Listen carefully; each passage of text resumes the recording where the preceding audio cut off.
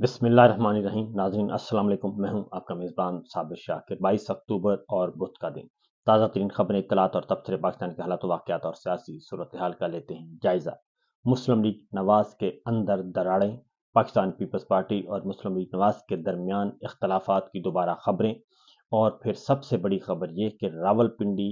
اور جاتی امرا کے درمیان اختلافات پیدا ہو گئے ہیں، اور یہ بڑی زور سے یہ بات کہی جا رہی ہے کہ جنرل عاصم منیر صاحب اب پنجاب حکومت کی پشتبانی نہیں کر رہے، اور ان کے شدید اختلافات ہیں۔ دوسری جانب مرید کے قتل عام اور ٹی ایل پی کے خلاف خونی آپریشن کے معاملے میں بھی شدید ترین اختلافات پیدا ہو گئے ہیں۔ یہ سب آخر ماجرا کیا ہے، اس ساری صورتحال کا لیں گے جائزہ۔ لیکن پہلی خبر وزیر اعلیٰ خیبر پختونخوا سہیل خان آفریدی صاحب کی۔ انہوں نے جب حلف لیا، سب سے پہلے تو آپ کو معلوم ہے جتنی بھی رکاوٹیں کھڑی کی گئیں وہ ساری رکاوٹیں توڑ کر اپنے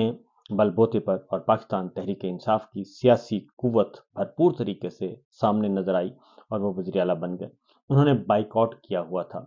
اور انہوں نے تمام جو مرکز کے وفاق کے ساتھ تمام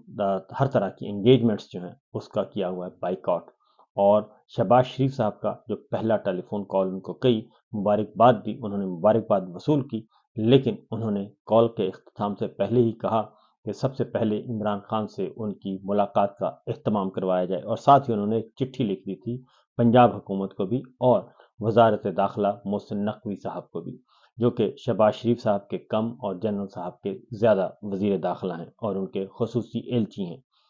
چٹھی لکھنے کے بعد سہیل آفریدی صاحب کی اب تک ملاقات نہیں ہو سکی، اور انہوں نے شہباز شریف صاحب سے ملاقات سے بھی انکار کر دیا تھا، اور ہماری اطلاع کے مطابق شہباز شریف صاحب نے دعوت بھی دی تھی سہیل آفریدی کو کہ آئیں اور آ کے گپ شپ لگائیں، لیکن انہوں نے بائیکاٹ کیا۔ اس کے ساتھ ساتھ انہیں ناقص گاڑیاں دی گئیں ان کی پولیس کو، خیبر پختونخوا پولیس کو، وہ بھی انہوں نے واپس کر دیں، اور ساتھ ہی انہوں نے کہا کہ کسی قسم کی انگیجمنٹس آفیشل کے علاوہ نہیں رکھی جائیں گی، اور سہیل آفریدی بطور وزیر اعلیٰ خیبر پختونخوا کسی بھی وفاق بلائے گئے اجلاس میں شریک نہیں ہوں گے۔ لہٰذا معاملہ کافی گمبھیر ہو گیا، اور انہوں نے جب ملاقات کا کہا تو انہوں نے کہا تھا کہ میں پوچھ کر بتاؤں گا کہ ملاقات کیسے ہونی ہے۔ یہ وزیر اعظم شہباز شریف صاحب کا جواب تھا۔ اس کے بعد تنقید کا سلسلہ ہوا شروع، اور انہیں اسلام آباد ہائی کورٹ رجوع کرنا پڑا ملاقات کے لیے، اور ابھی تک جیل حکام سے جواب مانگا ہوا ہے۔ پنجاب حکومت بضد ہے، اور رانا ثناء اللہ صاحب بھی فرما رہے ہیں کہ فی الحال ملاقات کا کوئی چانس نہیں ہے، لیکن اب جو اطلاعات آ رہی ہیں وزیر اعظم ہاؤس سے، جو اطلاعات آئیں اس کے مطابق شہباز شریف صاحب نے ہدایت کی ہے کہ فی الفور سہیل آفریدی صاحب کی ملاقات کروائی جائے عمران خان صاحب سے، اور یہ ہدایت انہوں نے اپنی بھتیجی اور فارم 47 کی وزیر اعلیٰ مریم نواز صاحبہ کو ہدایات جاری کی ہیں۔ اور اب اس میں باقاعدہ طور پہ وزیر اعظم کے معاون خصوصی نے ٹیلی ویژن پہ آ کے کہا کہ آئندہ چند دنوں میں یہ ملاقات ہو جائے گی، اور وفاقی حکومت نے صوبائی حکومت کو کہا ہے کہ اس ملاقات کے انتظامات کروائے جائیں تاکہ خیبر پختونخوا میں کابینہ کی تشکیل ممکن ہو سکے۔ یہ بات حذیفہ رحمان نے یہ بات بتائی ہے، اور اس کے بعد یہ پہلی کامیابی ہے جو کہ سہیل آفریدی صاحب کو حاصل ہوئی ہے، اور اگر ان کی ملاقات ہو جاتی ہے تو اس کے نتیجے میں ہی وفاقی صوبائی کابینہ جو ہے وہ معرض وجود میں آئے گی، اور وہ صلاح مشورہ کریں گے۔ لیکن یہ ملاقات جو ہے وہ کافی ادروائز بھی کافی امپورٹنٹ ہے، کیونکہ عمران خان صاحب نومبر میں ایک بڑی احتجاجی کال کا فیصلہ کر چکے ہیں ہماری اطلاع کے مطابق، اس لیے اس بات کا امکان موجود ہے کہ اس ملاقات میں اور بھی بہت کچھ طے ہوگا۔ اس کے ساتھ ساتھ مسلم لیگ نواز کے اندر جو دراڑیں چل رہی ہیں جی، اس کے بارے میں آپ کو بتا دوں۔ سب سے پہلے تو پیپلز پارٹی اور مسلم لیگ نواز کے درمیان آزاد کشمیر میں کی حد تک لڑائی پھر شروع ہو گئی ہے، اور مسلم لیگ نون نے آزاد کشمیر حکومت سے علیحدگی کا اعلان کر دیا ہے، اور واضح طور پر انہوں نے کہا ہے کہ اب ہم کسی غیر فطری حکومت کا حصہ نہیں بنیں گے۔ یہ بات صدر مسلم لیگ نون آزاد کشمیر نے یہ بات کہی ہے، اور انہوں نے کہا ہے کہ اب کیونکہ وہاں پہ ٹوٹ پھوٹ کا سلسلہ جاری ہے، اور پاکستان پیپلز پارٹی جو ہے وہ آزاد کشمیر کی وزارت عظمیٰ پہ نظر رکھے ہوئے ہے، لہٰذا یہ سلسلہ وہاں شروع ہو چکا ہے۔ دوسری جانب پاکستان پیپلز پارٹی نے 1 مہینے کا الٹیمیٹم بھی دیا ہوا ہے، اور پھر کل جو خبریں آنا شروع ہوئیں اس میں جو کہ اسٹیبلشمنٹ کے ساتھ جڑے ہوئے اور خاص طور پہ جنرل عاصم منیر صاحب کے ساتھ جڑے ہوئے جو دانشور ہیں، انہوں نے برملا آ کر کہنا شروع کر دیا کہ اب جو ہے وہ جنرل عاصم منیر صاحب، راول پنڈی اور اسٹیبلشمنٹ یہ پنجاب حکومت کے ساتھ نہیں کھڑے۔ لیکن یہ ساری باتیں اچانک آنن فانن کیوں ہو رہی ہیں، یہ ہے اصل سوال۔ اور دوسری جانب ایک اور مایا ناز اسکینڈل جو ہے وہ سامنے آ چکا ہے۔ یہ ممکن نہیں کہ مریم صاحبہ کی سرکار ہو، پنجاب کی سرکار ہو، اور اس میں کوئی غلط بیانی سامنے نہ آئے۔ مریم اورنگزیب صاحبہ نے کل ایک 18 تاریخ کو ایک جاری کیا ٹویٹ پہ انہوں نے کہا کہ وزیر اعلیٰ پنجاب مریم نواز شریف کی زیر صدارت اجلاس میں کچھ اہم فیصلے کیے گئے ہیں۔ انہوں نے یہ ٹویٹ کیا اور انہوں نے کہا کہ Nawaz Sharif I T city میں امپیریل کالج لندن کا کیمپس بنے گا۔ نواز شریف آئی ٹی سٹی میں امپیریل کالج لندن کا کیمپس بنے گا، جس میں 300 بیڈ کا جدید ترین ہسپتال بھی بنایا جائے گا، جس کا سنگ بنیاد نومبر میں رکھا جائے گا۔ اور نواز شریف آئی ٹی سٹی اور رکھا جائے گا سینٹرل بزنس ڈسٹرکٹ پروجیکٹ راوی اربن ڈیولپمنٹ اتھارٹی، اور نواز شریف آئی ٹی سٹی جلد از جلد مکمل کرنے کی ہدایت کی ہے۔ یہ مریم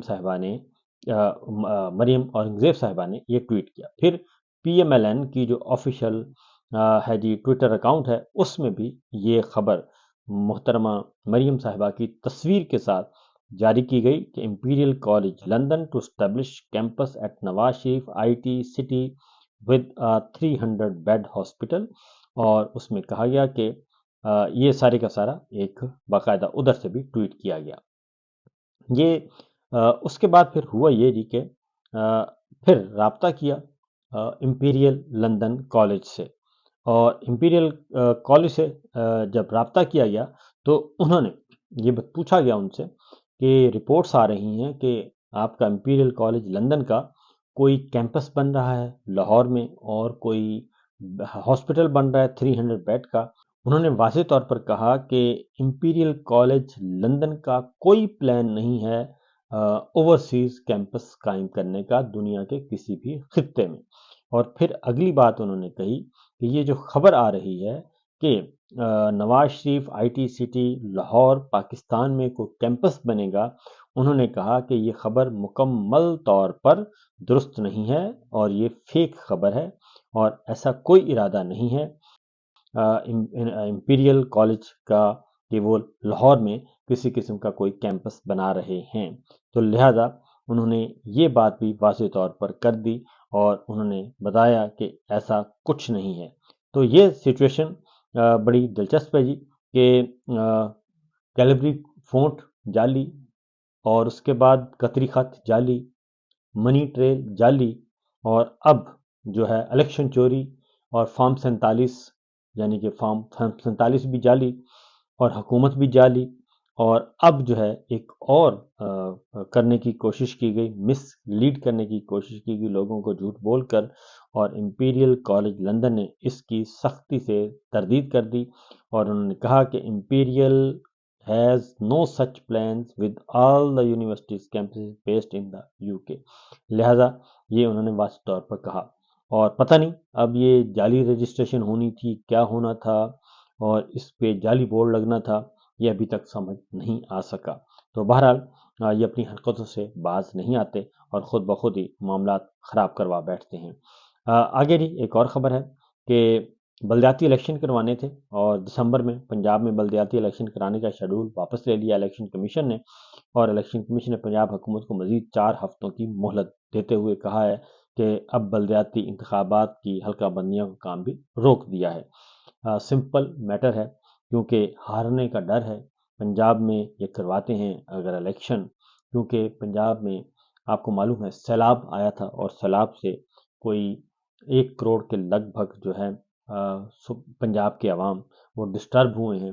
اور ان کی فصلیں تباہ ہو گئی ہیں، لیکن ان کا پرسان حال کوئی بھی نہیں ہے۔ اس لیے اس بات کا امکان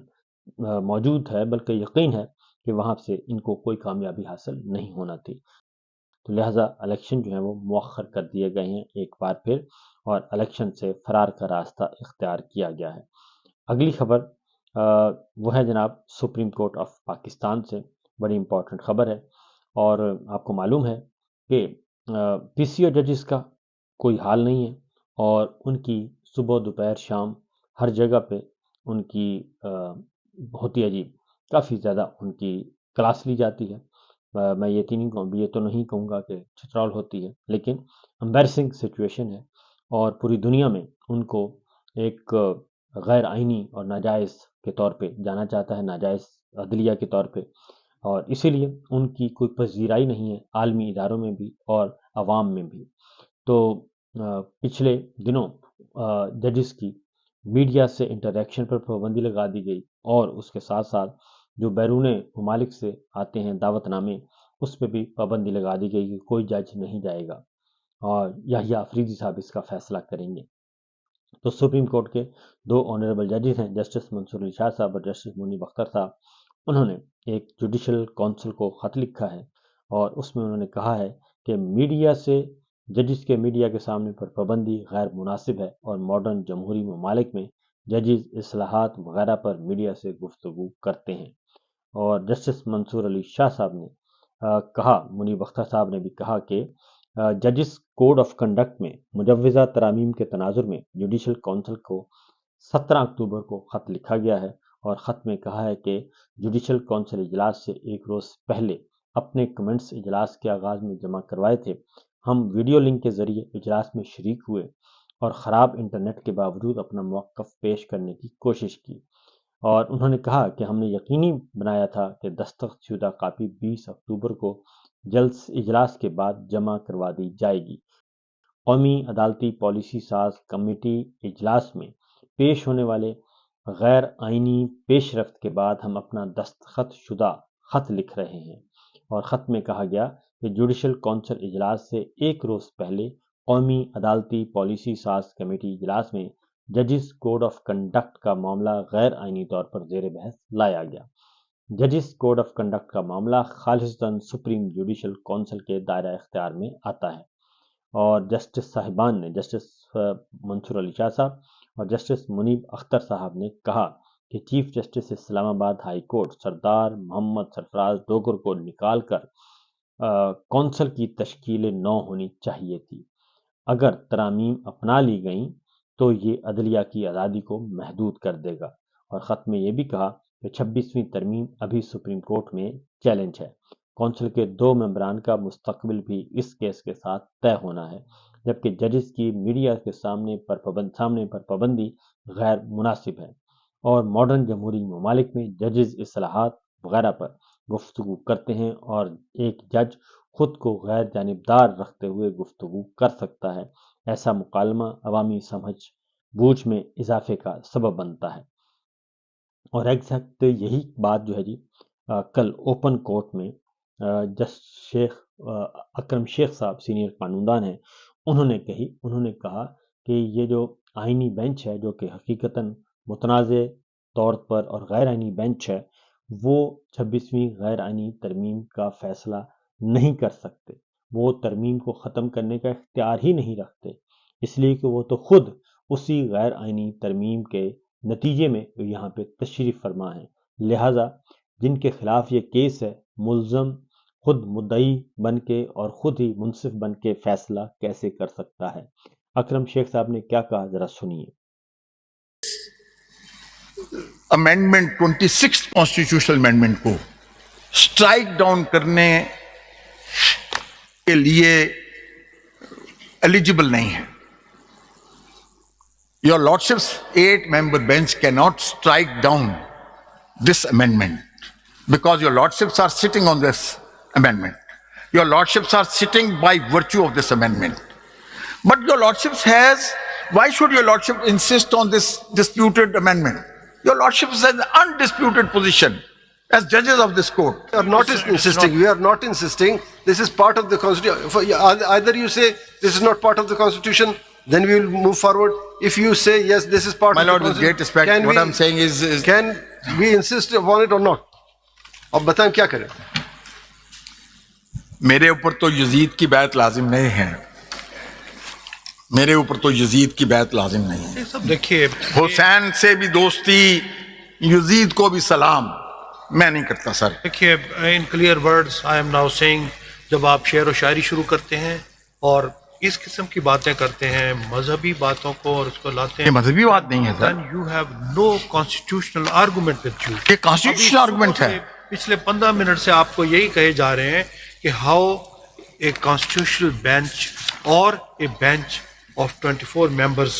کین بی کانسٹیٹیوٹڈ. میں اسی پہ بات کر اسی کا رہا جواب ہوں. میں نے تو اسی کا کوئی اور میں نے تو کوئی بات ہی نہیں کی. ابھی تک تو شاید اس پر نہیں میری گزارش ہے، میں نے یہی بات کی ہے نا کہ جناب والا کی جو پوزیشن ہے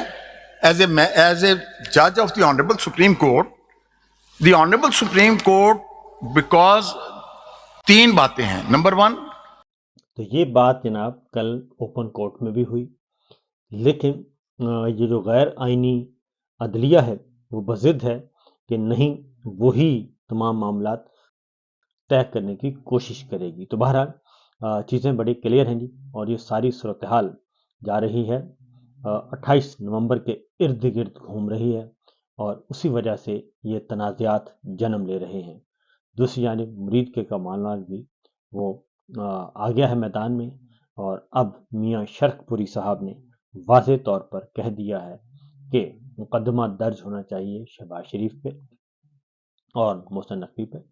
اور مریم صاحبہ پہ، اور یہ جو ہوا ہے قتل عام 26 نومبر کا ہوا، سانحہ ماڈل ٹاؤن ہوا، اور اب جو ہے وہ مرید کے ہو گیا، یہ برداشت نہیں کریں گے، اور یہ سب کچھ ہونا چاہیے. اس کی واضح طور پر تحقیقات بھی ہونی چاہیے اور مقدمہ ہونا چاہیے درج. تو چیزیں آہستہ آہستہ کھل رہی ہیں، انتظار کیجئے وقت کیسے تبدیل ہوتا ہے. اللہ حافظ.